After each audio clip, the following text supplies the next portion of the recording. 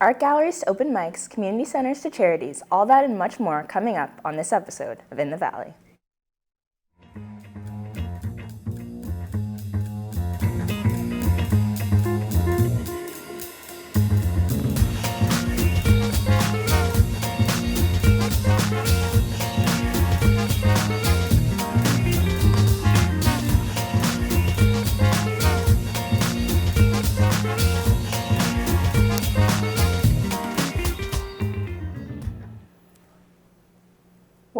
Welcome back to In the Valley. I'm your host, Emma Ando. Let's jump right in.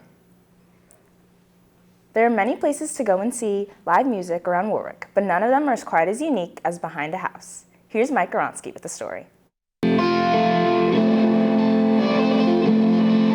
One of Warwick's up-and-coming venues isn't located on Main Street, but instead is in the backyard of a local Warwick home. Behind a House showcases local artists, ranging from musicians to poets. Art pieces from various local artists are also put on display, contributing to the venue's laid-back atmosphere. The success of the venue can be attributed to the eccentric owner and operator, Russell Showalter.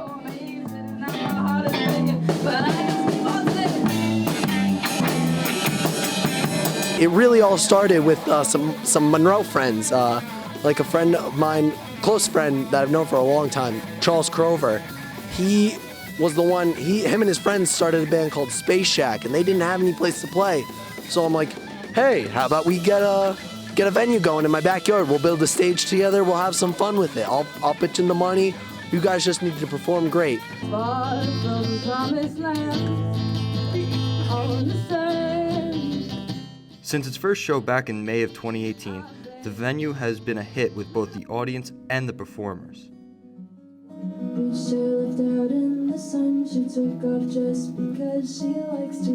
I just love the vibe, man. I love the music. I don't know how to play music, but I love the music. I love the house. I love Rusty, my boy Rusty. I just love the environment. It's a chill environment. Because you have all these people who have great ideas, but they don't know how to get them out there. They don't really know how to showcase them. So if you give them a venue like this where they can be themselves and present it to a bunch of people, I think that's very inspiring. Behind a House is one of the most unique venues in Warwick, with the main philosophy being to just have a good time. It's giving a place for teenagers and young adults like myself and our friends here all hanging out to just have a fun time and express ourselves. For WVTV, this is Danny Moore-Jesse. This definitely looks like a great venue to go and see some talented local performers. For more information on this kind of venue, check them out on Instagram at behind_a_house_venue. We've all heard the expression, beauty's in the eye of the beholder. Well, what happens when that beauty is not so easy to find? Let's take a look and see what we think. Recently in Sugarloaf, Milkweed held a gallery consisting of only poorly made pieces of art. The idea is to make an artistic piece of work from any medium. What made me want to come to the art gallery today is my friends. I had heard about the show last year, but I didn't have a chance to make it, and I expected it to be more of a shit show than it is. It's actually pretty cool. Not all these pieces were just for show. Some artists are even selling their work here. What I like about this piece is the contrast between the yellow and the purple, and the fact that it obviously represents the different paths you can choose in your life and which door you want to pick. You won't know until you open it. And it really speaks to me. So if you're looking for some art to check out, buy, or even display some of your own, then check out the Milkweed Art Gallery. Who knows, you might even find something you like. Or don't like.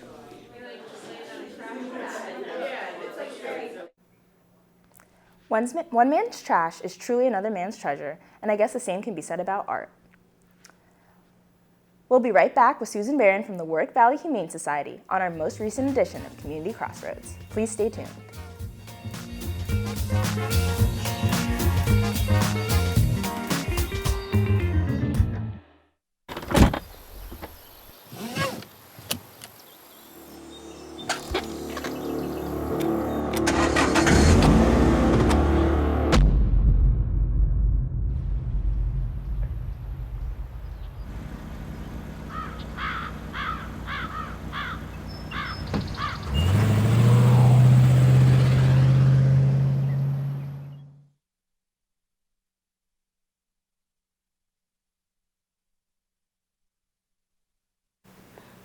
Welcome to Community Crossroads. I'm your host, Aidan O'Connor. I'm very excited to introduce our guest, Susan Barron, president of the Warwick Valley Humane Society.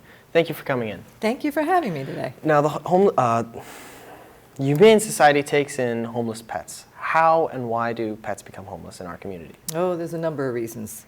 Some of our animals come to us as strays, which are not wild animals, not wild dogs, not wild cats, just strays. They either got out of the house and they end up at the shelter, fortunately, because they're not out on the street, but at the same token, people don't come to the shelter and claim their pets, so they're unclaimed strays. Then there are those that are homeless because their families can no longer take care of them for any myriad of reasons. It could be because the children suddenly became allergic. It could be because they're moving, and for some reason people don't think that animals can be taken to the state of Florida. So whenever they move to Florida, they want to leave their pets behind. There's death in the family that can occur. There's any number of reasons why people feel they need to give up their pet. I see. And is it important that pets be spayed or neutered? Is it important? It's critically important. It's not just important. Spay and neutering is the only way to control the overpopulation of pets around in our country, around the world. And it's also the kindest, most humane thing you can do for an animal as well. For spaying and neutering is not only for the decrease in overpopulation, but also for the health of the pet, because they develop many cancers from being unneutered or unspayed. Okay. And so it is critically important. It's the only way we can make sure that there are enough homes for all of the homeless animals. And where is the service available? Spaying and neutering, absolutely every veterinarian will do spaying and neutering. There are low-cost clinics that are available. There's the Animal Rights Alliance Clinic, which is located in Middletown, New York. They offer low-cost spaying and neutering for dogs and cats. Rabbits are a little different. They're a little tricky, so you have to find a veterinarian that specializes in rabbit spays and neuters, and yes, you should get them done. I see. And Humane Society is very important in the community, and I think the people watching at home should be aware of the laws in our town. So what are the important laws and ordinances for pets in our community? It's interesting. The state of New York only mandates that towns must have dog control ordinances. Cats fall between the cracks. There are no laws regarding cats unless your local villages or towns enact those ordinances themselves. So I can tell you in the village of Warwick, there is a cat ordinance. Cats are not supposed to be outside. If they are outside, they must be spayed and neutered, and you are not permitted to feed cats outside. So that's in the village of Warwick. The town of Warwick has its own ordinances, dog control ordinances, and they basically are no running at large. Your dog cannot be off your property. No damage and destruction to property, which means your dog can't go over to your neighbors and do their business, their private business on your neighbors, or in the street for that matter. There's no chasing or harassing, which would be chasing somebody on a bicycle, running after a jogger, chase or harass. Anyone can feel threatened by a loose dog. You know, they may be extremely friendly, but when you see that 100-pound dog running towards you, your heart will start pounding. Of course, of course. So these are why these laws are in effect, to not only protect the public, but to protect the animal as well. And what happens if those laws and ordinances are violated? Animal control officers that are appointed in the town of Warwick that work through the Humane Society enforce those ordinances. So we ask the public, if we don't see a dog running at large, we can't write an appearance ticket on that because we didn't see it. So the person who's making the complaint would need to come into the Humane Society and write out a formal complaint, and then from there we would issue an appearance ticket. But I have to say, before that happens, we usually give like 2 or 3 times, you know, just calling people, letting them know what the ordinance is, letting them know what infractions they have, you know, entailed. And this way, it gives them an opportunity to correct the situation before we actually issue the ticket. That's like our last resort, and then we go to court. Right. That no one. And then it becomes fines. Yes, and we don't want to do that. No one wants to deal with that. And why is it important that dogs be vaccinated for rabies? Oh, it's not only dogs. The state of New York mandates dogs, cats, and ferrets. So people, why is it important? The rabies virus is fatal. Right. It's fatal to animals and it's fatal to humans, and there are cases of human beings getting rabies and, of course, dying from it. Yes. So why? We do have reports of rabies in our area. There's been rabid raccoons. There's been rabid cats down in Greenwood Lake. So you can't always tell that an animal is rabid. That has to come down to a test. Right. The animal has to be deceased for that test to occur. Right. So when you vaccinate your animal against rabies, you're protecting not only that animal, but you're protecting your family, you're protecting your neighborhood, you're protecting other animals in the area. Okay. It's a 1-year or a 3-year vaccine, depending on your veterinarian. And it's a simple thing. Now, a lot of people feel that they should not, or they don't have to vaccinate their indoor pets. I can give you a perfect example of why you should. My own cat, who has legs that are about this high, there was a couple of bats in my house throughout the years, and she managed to get every single one of them. Oh, geez. So we keep, even though she's an indoor-only cat, she's always up to date on her rabies vaccination. So the cat may never get out. God forbid if it did, at least it is protected against rabies. But if it's an indoor-only cat, there are animals that can get in your house. There's still exposure that Yes, can and I happen. want to just add that if your animal, whether it be a cat or a dog, comes in contact with a wild animal, you know, sometimes the dogs will run out and the raccoons eating the garbage and they get into a fight. Right. You want to make sure that you wear protective clothing before you handle your animal. We're all concerned. We get right in there. We get our hands all over their face. We want to clean them up. But you're exposing yourself to potential rabies as well. Okay. So always wear protective clothing. And keep in mind, if your pet comes into contact with a wild animal, that pet must go on a quarantine. And if it has a rabies shot, it's a 10-day quarantine. If it doesn't have a rabies shot, it's a 6-month quarantine. Oh, boy. So it's super important that we get the word out that rabies vaccines, you just got to keep up to date on them. They're critical, clearly. Wow. Yes. And while you're at it, since you've got your dogs a rabies shot, you have to license your dogs in the town of Warwick, too. Which is my next question. Okay. Where can you get your dog license? Your dog license is obtained at the town clerk's office on Kings Highway at the town hall. All right, okay. And while it's always important to give to charity and to the Humane Society, there is an important fund happening right now. Can you tell us a little bit about the fundraiser, Rebuild the Shelter? Yes. The shelter celebrated 50 years. It was its 50th birthday in 2018. But that is only the lobby straight back to the kennel. Over the years, the Humane Society has added on to the shelter. So we put on a cat room, we put on a utility room, we added another an isolation room, and then an office, which is really not quite an office, just another cat room. Anyway, so we're at the point we can't go up, we can't really spread out, we can't continue to add on to this building. It has no ventilation, which is terrible for disease control. Oh, yes. It has no real isolation area, which is terrible for disease control for the cats. And, you know, the roof is leaking, we've got, it's old. It's old, and it can't be renovated anymore. So we have come to the conclusion that it's time that we build a shelter that is suitable to the town of Warwick, that fits into the framework of the town of Warwick. We look like an old 1960s shelter. We don't want to be 1960s. We want to be in the 2000s here. 2020 would be nice. Yes. If we could, and we're not looking state of the art. I'm not looking for this gorgeous, fantastic building that's going to cost us $7 million. Of course. We're looking to put up a building that will probably run us a little over $1 million, maybe $1.2 million, $1.3 million. And we're halfway there, practically halfway there. We're waiting on a grant from the state of New York. If we get it, we will be halfway at our goal. Well, But I just want to remind the public that the animal shelter belongs to the town of Warwick. It doesn't belong to the Humane Society. We simply manage it. So it's the town's property. It's the residents. It's our shelter. I live in this town. It's our shelter.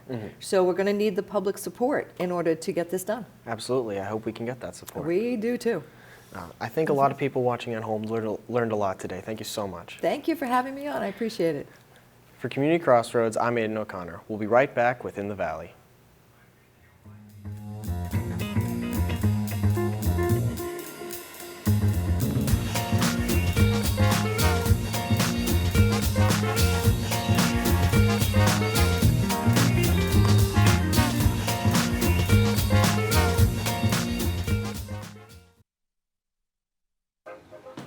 Hey, Dad. Hey, Dad. Do we have a gun? Why do you ask that, kiddo?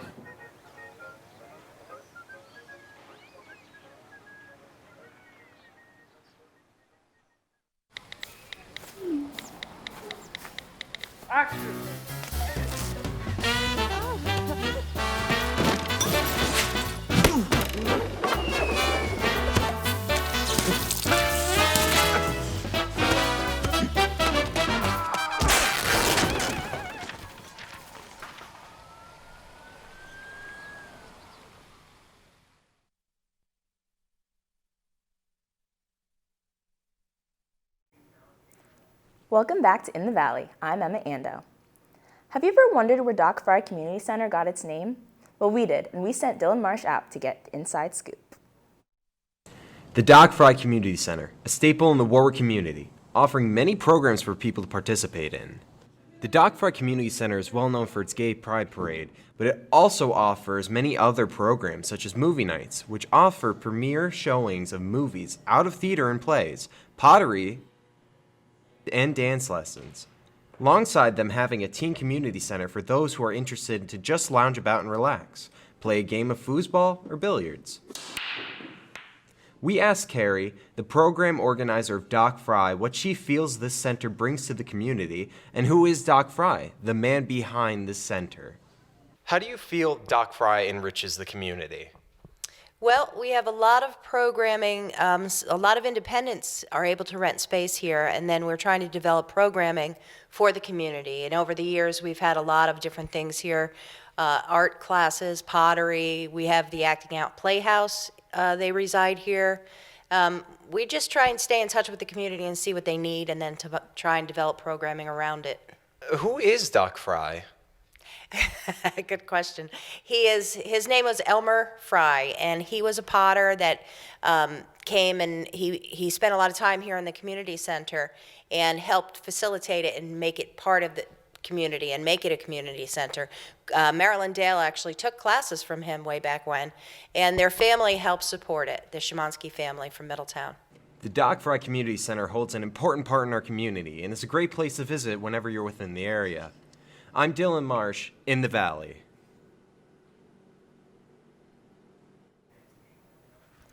The Warwick Valley Community Center is truly a great asset for our community. If you haven't been there yet, you need to make it a top priority. Recently, Warwick Valley Television visited Warwick Ecumenical Food Pantry to learn more about what goes on behind the scenes. What we learned is that we can all make a difference in helping the less fortunate. Here's a report. Times are tough, and often some people have to choose between paying their heating bills or feeding their families. The Warwick Food Pantry is helping the less fortunate in need of food all year round. However, there is a growing need of donations after the holidays since families are still in need. We serve the entire town of Warwick officially. Unofficially, we will serve anyone who comes through our door. My doors are open, my arms are open, my heart is open. During the year, the community supports us up to a certain level, but there's really a tremendous step up during the holidays. From January well into the summer months, there is a substantial drop-off, both of money and food. The amount of donations significantly decreases after the holidays, leaving the volunteers of the food pantry needing to gather more food. We not only stock the shelves, but we go to ShopRite to purchase a lot for the shelves. Not everything is donated. We go up to the food bank in Cornwall on Hudson. We send volunteers up with pickup trucks. They come back with thousands of pounds, several thousand pounds of food every other week. Monetary donations and food donations pick up tremendously starting in the middle of October and lasting until the middle of January. Please consider stopping by the pantry Mondays, Tuesdays, and Thursdays to drop off donations. For Warwick Valley Television, this is Francesca McAuliffe reporting. Next time you're at the store, consider buying a few extra cans of food. Random acts of kindness are truly important and can quickly supply a meal for a family in need. Capturing an audience is no easy task. It takes a lot of hard work to entertain people.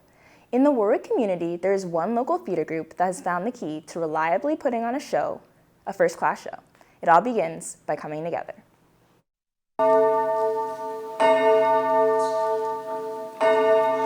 That's a quarter two. Acting is one of the oldest forms of entertainment.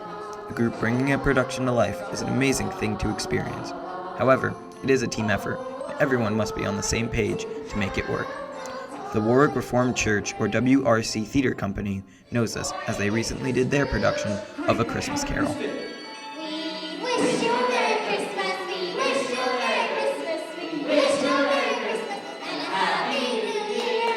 Pulling people together, especially a group of young actors, To work towards a common goal is no easy task. To achieve it, everyone has to help each other out. They will bring the table out. The lights. My favorite thing about pretty much this group is that all the kids are really nice, and they'll never give you up, and they'll never let you down. And everyone's just so nice, and I feel like we all have really good chemistry on stage and off stage, and we're all really good at playing off of each other. I like that everybody's really nice, and it's much more relaxed than a lot of shows that I've done. In a lot of cases, it winds up being very stressful. Here, it's much less stressful when doing things. I would like to say thank you so much. Thank you. And it's not just the actors doing their share. Everyone comes together to create a friendly environment and great atmosphere to put on a show. It's just a nice and basically non-stressful environment. Because I've had acting places where the director was like, hey, stress. And it was super stressful, we'd always be worried. And here, it's more like, hey, it's all good, and it's a lot better working environment for me because it's not stressful, but we still get a lot done every rehearsal. By working together, the theater company was able to put on a captivating show for the audience. For In the Valley, this is Jeffrey Koff. Practice not only leads to perfect, but it's also the foundation of success. For more information and future show dates, visit WRCTheatreCompany.org. Thanks for watching this edition of In the Valley, and be sure to check us out on Instagram at WV Television and like and subscribe to us on YouTube. I'm Emma Ando. Have a great day.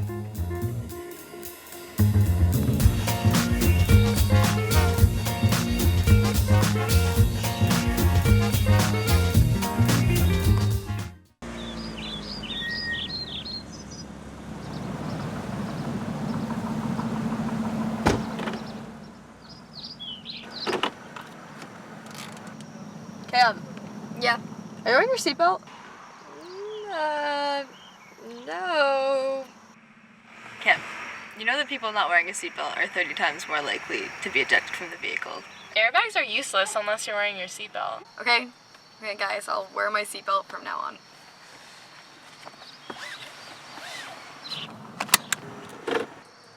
For more information on seatbelt and car safety, visit www.safercar.gov.